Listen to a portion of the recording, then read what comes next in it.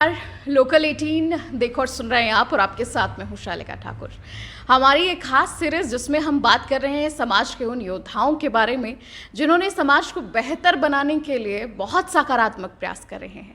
और इसी कड़ी में हमारे साथ जो पर्सनालिटी, जो शख्सियत जुड़ रहे हैं, वो किसी भी तरह की मुझे लगता है इंट्रोडक्शन के मोहताज नहीं हैं। जिला कांगड़ा के एडिशनल एसपी हितेश लखनपाल जी हमारे साथ जुड़ रहे हैं। सबसे पहले तो बहुत बहुत धन्यवाद सर, आपका आपने समय दिया। Thank you so much. Hitesh ji के बारे में मैं आपको जानकारी ये पहले दे दूं कि ये ऐसे ऑफिसर हैं जो धरातल पर काम करने की कोशिश करते हैं, जो ट्रैफिक व्यवस्था को दुरुस्त करने के लिए हमेशा आगे रहे हैं, जिन्होंने हमेशा नशे के खिलाफ काम किया है। बहुत से ऐसे अवार्ड हैं जो इन्होंने जीते हैं। सबसे पहले शुरुआत करेंगे कि किस तरह से ये जो सर्विसेज हमारी एडमिनिस्ट्रेटिव होती हैं, इनमें इन्होंने आने की सोची और कैसे इसका जो है वो तैयारी हुई, कैसे इसके लिए प्रयास हुए, वो जानना चाहेंगे। जी धन्यवाद। बेसिकली जैसे घर में ही इस तरह का माहौल था। मेरे फादर हिमाचल एडमिनिस्ट्रेटिव सर्विसेज में थे और हम ये देखते थे कि आप कैसे लोगों की लाइफ में कंट्रीब्यूट कर सकते हैं, और बेसिकली जो गवर्नेंस है वो फील होती है। अगर आप एक अच्छे ऑफिसर हैं तो people they feel the governance, आपको हर जगह होने की ज़रूरत नहीं होती।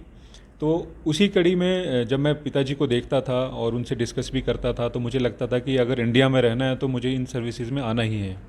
और लकीली मैं तैयारी करता रहा और ग्रेजुएशन के बाद 24 इयर्स में ही मैं 2010 बैच का हूँ और मैं यहाँ पे हिमाचल पुलिस सर्विसेज में सिलेक्ट हुआ था।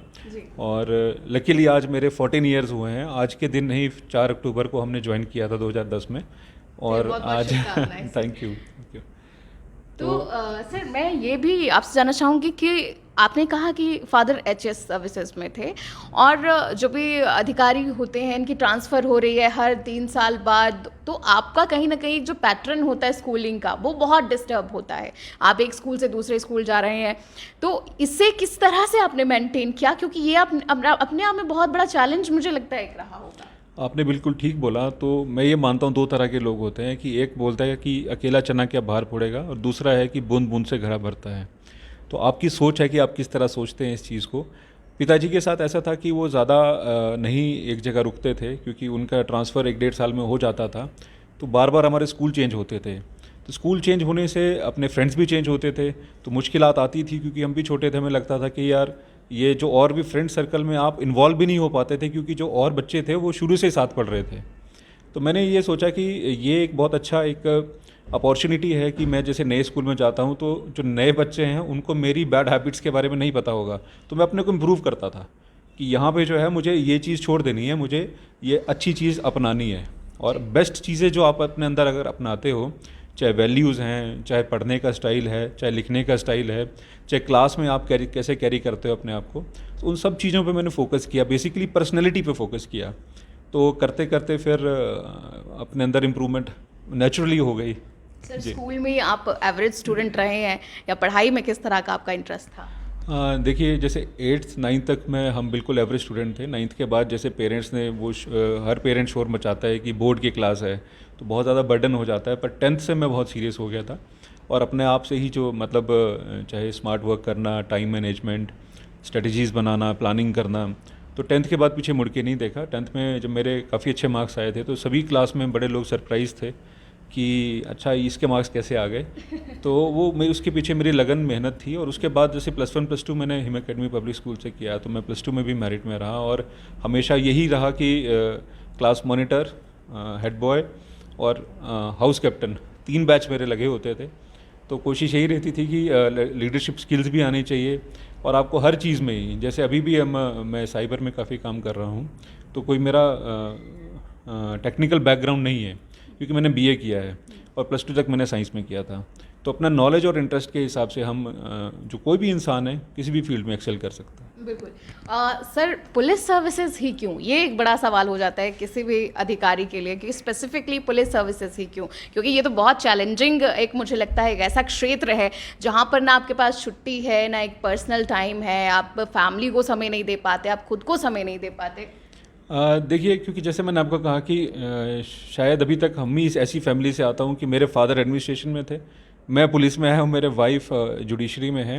तो पुलिस सर्विसेज बेसिकली आपको नया चैलेंज डेली देता है। आपको नहीं पता है कि अभी क्या चैलेंज आने वाला है। कई बार आपने मूवीज़ में भी देखा होगा, एकदम सरप्राइज एलिमेंट आता है हमारे पास। तो बेसिकली और बॉयज़ के लिए खासकर, जैसे मैं अगर मे बी जेंडर वाइज दिखूंगा मैं आपको, पर हमें लगता है कि पुलिस से ज़्यादा एक अच्छा एक जो भी सर्विस है वो नहीं मुझे लगती थी। और यूनिफॉर्म का एक अलग ही चार्म होता है। अभी भी कुछ लोग कहते हैं कि जैसे यूनिफॉर्म सबसे अच्छी जचती है, कि अगर कोई और भी कपड़े आप पहनो, तो ये चीज़ें और मूवीज़ में पुलिस का बहुत दिखाते थे, तो हमें भी लगता था कि यार कुछ करना है ना लोगों के साथ। जी, तो आपका संघर्ष रहा जब आपने एग्जामिनेशन क्लियर किया, वो कैसा था? आपने बड़ा अच्छा क्वेश्चन पूछा। देखिए, एग्ज़ाम होता है। बिल्कुल। आज की डेट में भी, जैसे अभी हम एनपीए थे लास्ट वीक, तो लास्ट में बोला कि एग्ज़ाम होगा, तो जितने भी हमारे पार्टिसिपेंट्स पूरे देश से आए थे, सीनियर ऑफिसर्स थे, तो सब डर गए थे सर ये मार्क्स शेयर तो नहीं करेंगे आप किसी के साथ। एग्ज़ाम ही एग्ज़ाम। मेरे साथ भी यही हुआ कि जब मैं सिलेक्ट हुआ था, तो मेरे जो सारे बैचमेट्स थे वो कहते थे कि आप भी तो सिलेक्ट हो नहीं था, क्योंकि आप एक अफसर के बच्चे हैं। तो मैं उनको ये बोला कि ठीक है, मैं भी वेट करूंगा, क्योंकि कल को तुम भी सीनियर अफसर बनोगे, तुम्हारे बच्चे भी आएंगे। तो अब जो उनकी मेहनत को अगर आप इस चीज़ से इक्वेट करते हैं, ऐसा नहीं होता। आपको मैं बहुत इंपॉर्टेंट बात बताना चाहता हूँ कि मैं हमेशा ये बात बोलता हूँ कि जैसे अगर कोई मेरे पास कोई चीज़ नहीं है, मुझे किसी चीज़ का अभाव है, मुझे उसके लिए तैयारी करना आसान है, क्योंकि मेरे पास अभाव है, मैंने कभी देखा नहीं है। मुझे मेहनत करूँगा और तब अचीव करूँगा। पर जिसके पास सब कुछ है, जिसको पता है कि इसके पॉजिटिव नेगेटिव क्या है, और आप घर में ही वो सब चीज़ें देख रहे हैं, तब भी आपको वो लेवल मोटिवेशन लाना और मेहनत करना दिन रात। क्योंकि देखिए, ये एग्ज़ाम तो ऐसे हैं, पूरा साल एग्ज़ाम चलता है और बहुत मेहनत करनी पड़ती है। बहुत सारे बच्चे डिफरेंट स्ट्रीम से आते हैं, डिफरेंट जगह से आते हैं, उन सबसे कम्पीट करना सबसे इम्पोर्टेंट मोटिवेशन लेवल रहता है। तो जिसके पास, जैसे मेरे फादर खुद उस वक्त एडीएम थे जब मैं सिलेक्ट हुआ हूँ, तो मेरे घर में तो सब कुछ था। तो मुझे, मैं उनको यही बोलता हूँ कि मेरे फ्रेंड्स को, कि जब आपके बच्चों में सब कुछ होगा, तब मैं आपसे पूछूंगा कि वो तैयारी क्यों करें, मेहनत तो करें। ये एक अलग लेवल का चैलेंज है जो Right, आपने बात right, करी। right. ये मैं ये नहीं कह रहा कि बहुत बड़ी बात है, बट यस, आपको कैसे मोटिवेट करना अपने आप को, और एक फोकस्ड होकर तैयारी करना और सिलेक्ट होना, ये बड़ी बात है। क्योंकि हम लोग जैसे सेकंड जनरेशन लोग हैं। चलिए, तो हमारे साथ हितेश लखनपाल जी जुड़े थे, जिनके साथ हमने बातचीत की है और जानने के प्रयास किया है कि किस तरह से संघर्ष रहा इनके जीवन में। संघर्ष होता है, चाहे किसी का भी हो। और इस सीरीज में जहां पर हम बात कर रहे हैं योद्धाओं की, हम आपको मिलवा रहे हैं उन लोगों के साथ जो समाज को बेहतर बनाने के लिए दिन रात प्रयास कर रहे हैं। बहुत बहुत शुक्रिया आप सभी का। सर, आपका बहुत बहुत धन्यवाद। Thank you.